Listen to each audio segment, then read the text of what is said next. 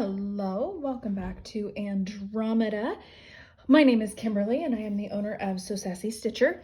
I am working on month 5? No. Is it month 5 or 6? Golly, I can't even remember and keep track, but I am doing Andromeda in the Forget-Me-Not colorway. I have done all of the inside and now I am working on these little peaks right here. So I have already cut everything out and so I have my stacks here. So I have a left and a right. So you can see that my stacks alternate between the two different colors. So it's just, you just stack them up 1 through 9, I think it is what it is, 8. So I am going to just start with one side. And I know the one piece that most people have trouble with is that beginning section, starting this out.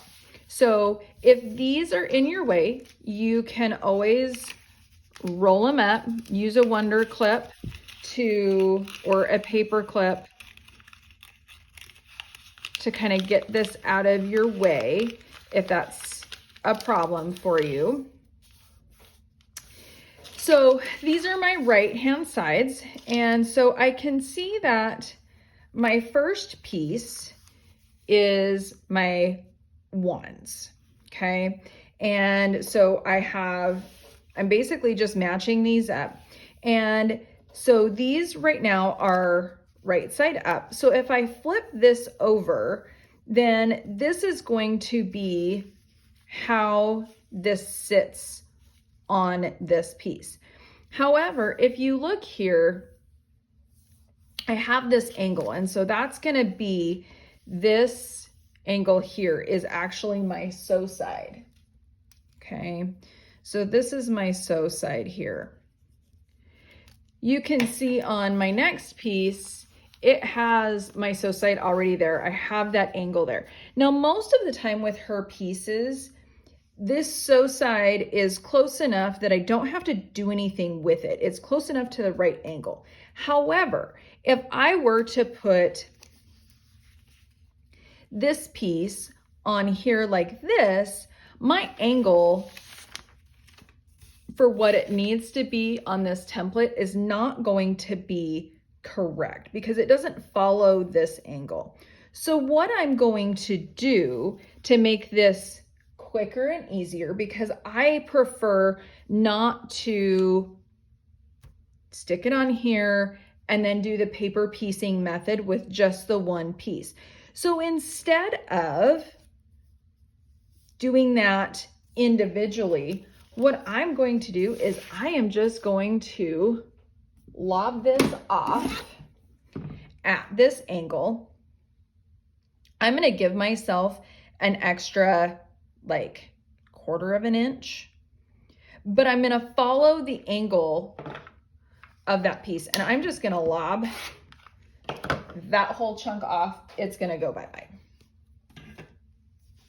So now you can see that I have my sew side here, and I am going to have room to make this work. And this will it'll give me the angle that I want, but it will also give me a little bit of extra here. So now if I take and put this template for number 2, you can see that it is more in line with what this is going to look like. Okay, so this is gonna go like this, and this one's gonna go like this, and it will work out much better. So on both of these, for left and right, to make it a little bit quicker, I'm just basically taking out this step of cutting it off while it's attached to this. I'm doing all 4 at once instead of 1 at a time. Okay, and so I'm going to go ahead while I'm in this mode. I am gonna go ahead and lob off my left side. So again, this is going to be my sew side here for my left.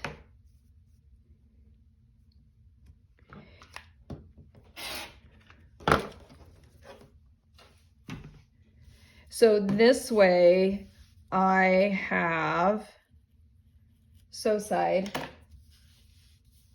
I have that correct angle to put the next piece on, but I'm doing it all at once instead of one at a time. So now I'm going to take my first two pieces.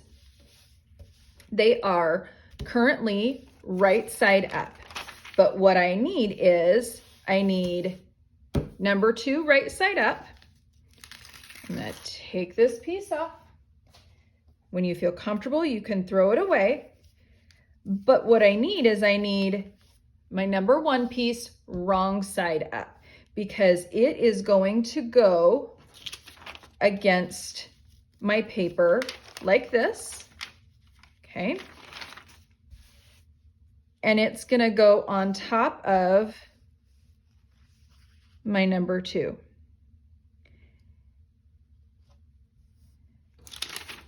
And then I can take my template.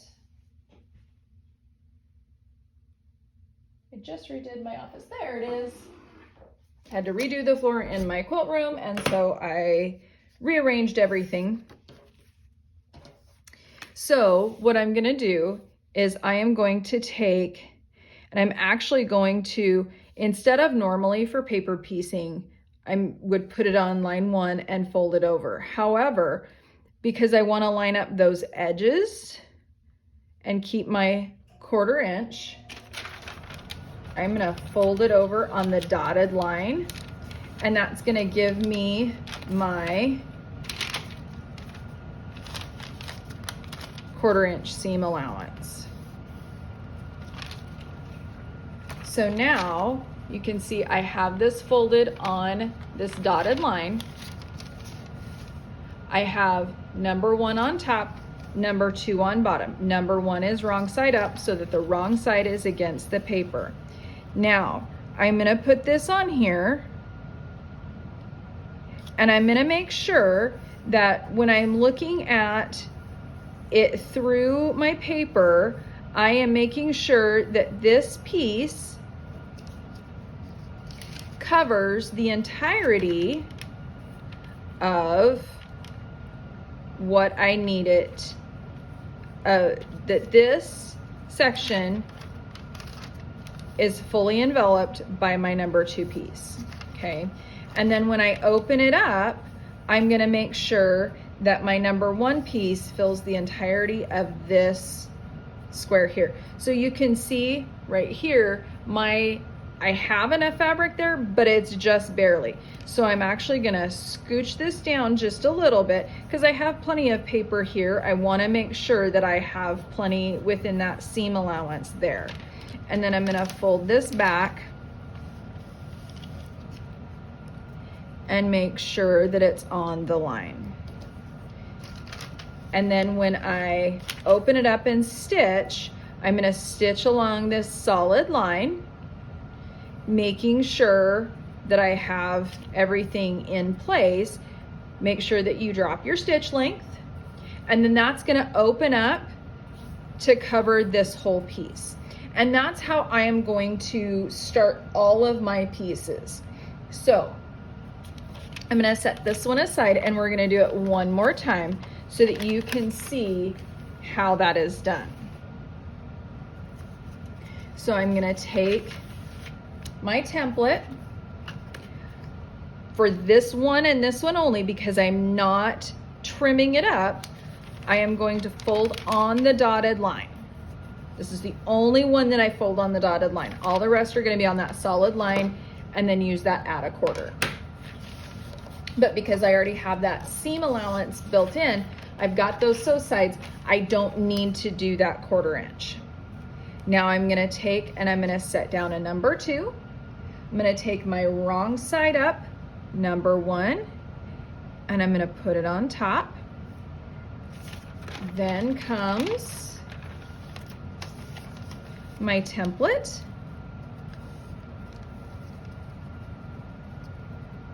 And I may need to adjust where my number 2 one is in comparison to my number 1, but I don't need to. So my number 1 is in the right spot. I have it fully engulfed. And when I turn over, fold this template over, my number 2 is fully engulfed as well. And I know that's hard to see through the paper, but I can see that I'm gonna have the aqua piece fully covering my number 2 triangle that I need. So then this is gonna go to my machine.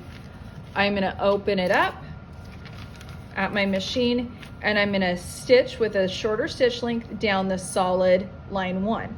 And then from there, it is really just continuing that paper piecing throughout that normal fold on line 2, grab your add a quarter, cut that off to get your seam allowance, add the next piece in.